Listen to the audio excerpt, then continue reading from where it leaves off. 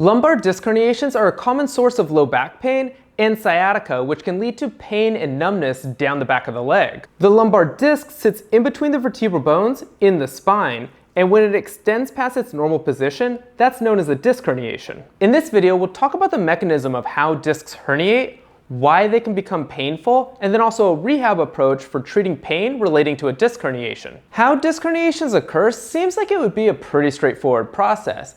There are two components that are typically involved. One is spinal flexion, and the other one is compression of the spine, which leads to the development of a disc herniation. And this has led to using different analogies like squeezing toothpaste out of a tube or smashing an Oreo or a jelly donut to describe the mechanism. However, all of these analogies makes it seem like it's pretty easy to herniate a disc. However, when trying to herniate a disc, it doesn't appear to be that easy. In this study, they looked at a variety of different conditions trying to herniate a disc.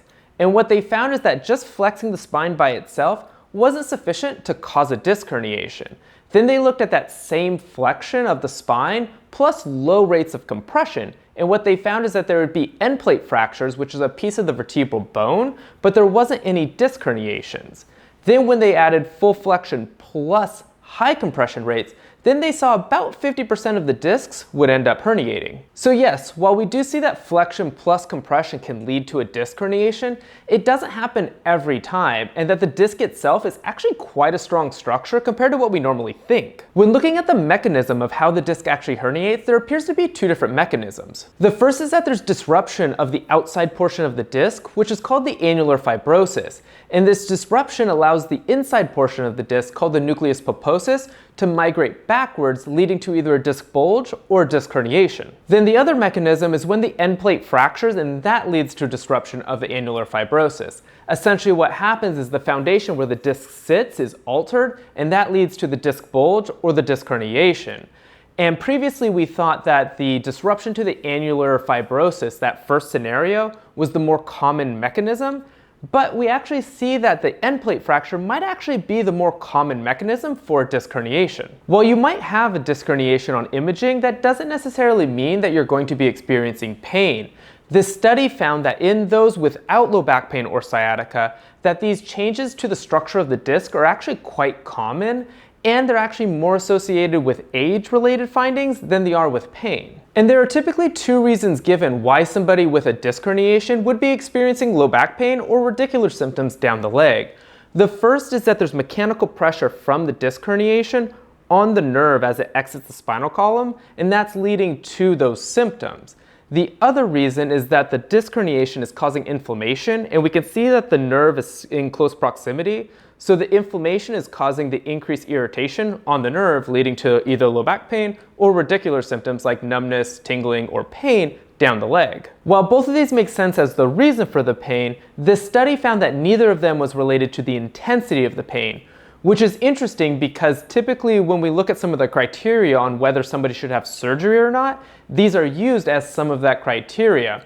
Although there was another research article that found that the size of the disc herniation didn't actually predict who would respond better to conservative care versus surgical care. So inflammation and compression of the nerve might play a role in the development of pain. There's still a lot we don't know about disc herniations, including why somebody might experience pain or not experience pain, as well as the relevant factors on pain intensity as well as the duration of symptoms. So when we're looking at inflammation and compression of the nerve, they might not be good criteria to base our treatment approach on. Now that we've discussed the mechanism of disc herniations, let's talk about some of the risk factors. And typically when we think about disc herniations, we think about load and we think about technique as the main risk factors.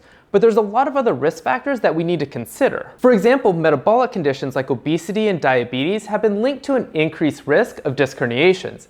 A meta-analysis found that obesity increased the risk of sciatica and surgical intervention by 10 to 90%. And obviously that's a large range, but it depends on the severity of the symptoms. Then when we look at diabetes, the risk increased by 50%. Then when looking at lifestyle factors, smoking increased the risk of a disc herniation between 15% and 65%, with current smokers having an increased risk. Then when we look at cardiovascular factors like high cholesterol or high blood pressure, the increased risk was about 25%. And then it's probably no surprise that heavy lifting is a risk factor for a disc herniation. But what is interesting here is that when we look at psychosocial distress, So either having work deadlines or having either mental or emotional stress increase the risk of a disc herniation by 500%. The key thing here is that we have control over a lot of these different risk factors. If we look at eating a healthy diet and exercising regularly, that can be beneficial for diabetes, obesity, and cardiovascular conditions.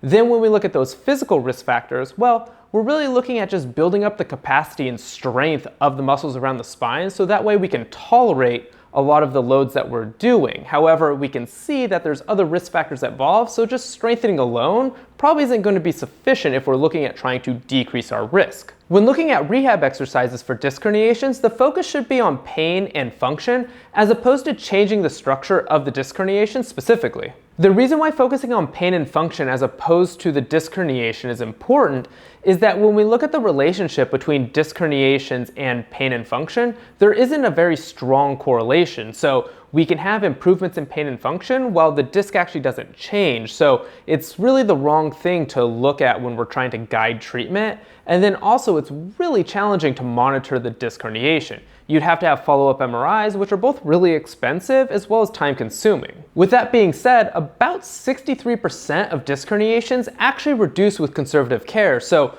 we actually do see that the disc will decrease in size with conservative treatment over time. For majority of disc herniations, it's usually more painful bending forward, and that can either produce the low back pain or radicular symptoms into the leg. So initially, rehab exercises are generally focused more on extension as they're usually better tolerated. A prone press-up is a common place to start, either performed on the elbows or doing a full press-up from the hands depending on the tolerance. Initially, only using the upper extremity to press up, meaning that the lower back stays relaxed and the hips stay on the ground.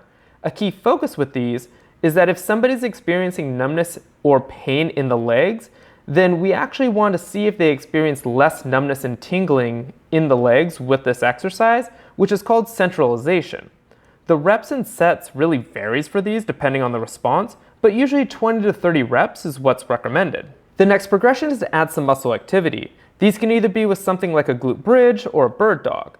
For the glute bridge, start by lying on your back with your hands at the side, squeeze the glutes to lift the hips off the ground.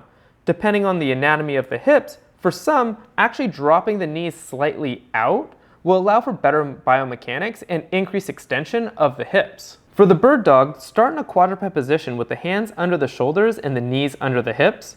The first progression is to lift the hand off of the ground, then switch to the other side. The goal for this is to keep everything still with the only movement occurring at the shoulder. The next progression is to lift the leg. This is a little bit more challenging as the legs obviously weigh more than the arms, but also challenges the core and the back muscles more. Then the final progression is to raise the opposite arm and leg at the same time. The final exercise is known as an isolated lumbar extension. There are multiple ways to achieve this. One is with a glute ham machine, and another is using a seated lumbar extension machine. And then the one demonstrated here is using an exercise band in a kneeling position. The goal is to load the lumbar extensor muscles on the back. For these, it is recommended to use an 8 to 12 rep max, performing these slowly over about 7 seconds. Of course, gradually increasing the load is important and not just lifting as heavy as possible to allow the muscles to adapt, especially in the rehab process. Besides strengthening exercises, the rehab program should focus on building up the tolerance as well as the confidence to lumbar flexion. As this is typically a painful position, some people can go on to develop fear and avoidance of this movement, so it can actually be pretty beneficial to start to load into some lumbar flexion to help build up that confidence and tolerance. A simple cat-cow is one option, starting in that same quadruped position and then slowly flexing and extending the spine within tolerance. This is just a nice deloaded way to start moving the spine through its range of motion. Another option is a quadruped rock, which increases the range of the motion, slowly rocking the hips back towards the feet and then back to that original starting position. And then finally, to increase the load, performing a squat takes the quadruped rock and rotates it 90 degrees, but just adds a little bit more load so that way we can build up that tolerance and also the confidence with the movements. So hopefully this video on lumbar disc herniations was helpful. If it was, go ahead and give this video a big thumbs up. If you want to see more videos and support the channel, hit the subscribe button over here. If you have any questions, leave them in the comments below. I'll see you in the next video.